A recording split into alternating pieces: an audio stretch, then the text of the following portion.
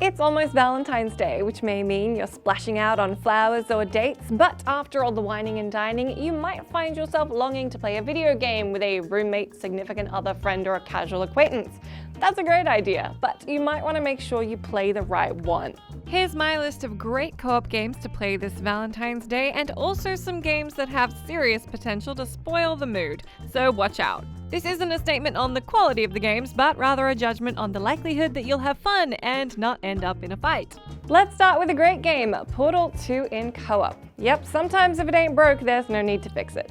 This puzzle game may be almost 10 years old, but it has an excellent co-op mode with custom maps, cute characters, and a ping system, so the more puzzle adept of you doesn't end up losing their patience with the other one too badly. Portal 2 co-op is charming, unique, and reasonably simple to drop into for all levels of gamer and non-gamer alike. Because of the way levels are designed, you'll always feel like you contributed to the end goal in an important way, which is a fantastic feeling that you won't necessarily get in Unravel 2. Oh boy, if you seriously want to play Unravel 2 with another person, I suggest you rethink.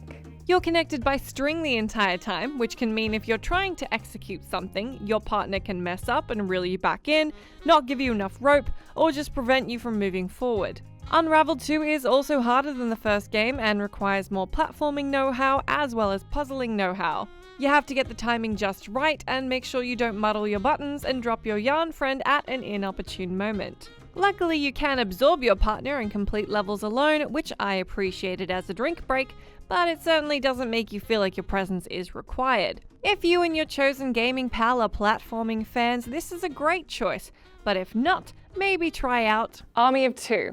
Okay, now bear with me. I know this one is 12 years old and you will need a PS3 or an Xbox because it is available with backwards compatibility, but trust me, it's worth it.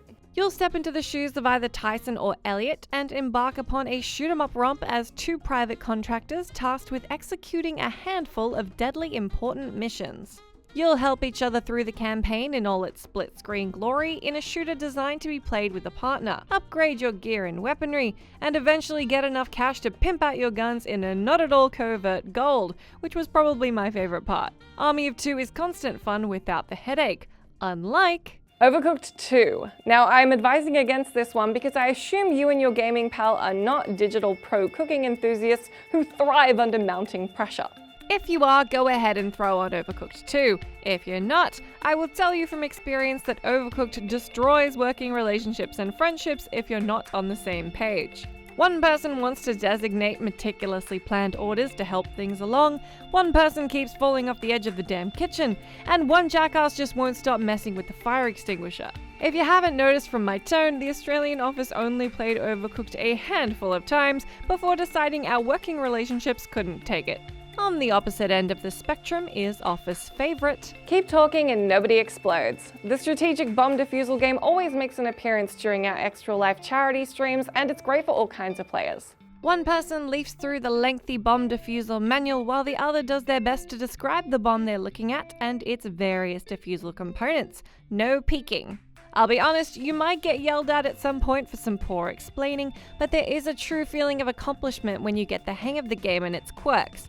And it's one of the few games that doesn't require anyone to know video game basics or how to use a controller. This one is practically a relationship building exercise, and it's a snap to learn the basics. Unlike Divinity Original Sin 2. Now look, I love this game. I've been quoted as saying it's one of the best RPGs of this century, but if I tried to get my non-gaming pal to sit down with me on a Friday evening and play a wildly dense RPG, it would not go well.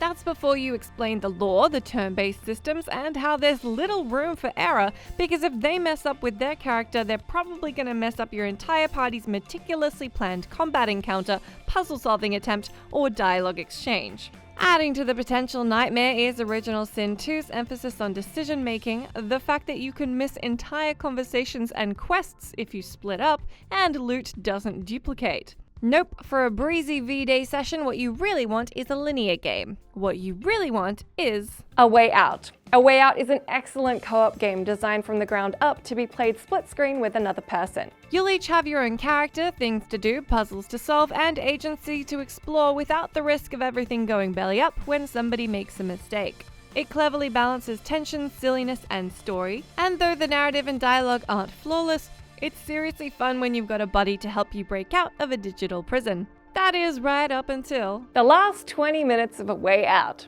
That's it. That's the last game on the list. The last 20 minutes of the game before the last game on the list. A Way Out is a blast the whole way through, and no spoilers here, but look, if you're a bigger person than me, this might not be such a problem for you, but for me, the last 20 minutes of A Way Out is the most relationship-straining experience I've ever had with a video game. If you've played it yourself, head over to Twitter and tell me about it, because I cannot imagine finishing that game and not being in an argument. First 5 hours though, brilliant. Just turn it off before the end, at least on date night. Trust me. Let me know what your favorite co-op game is down in that comment section, and leave me your picks for the best and worst game to play with a significant other.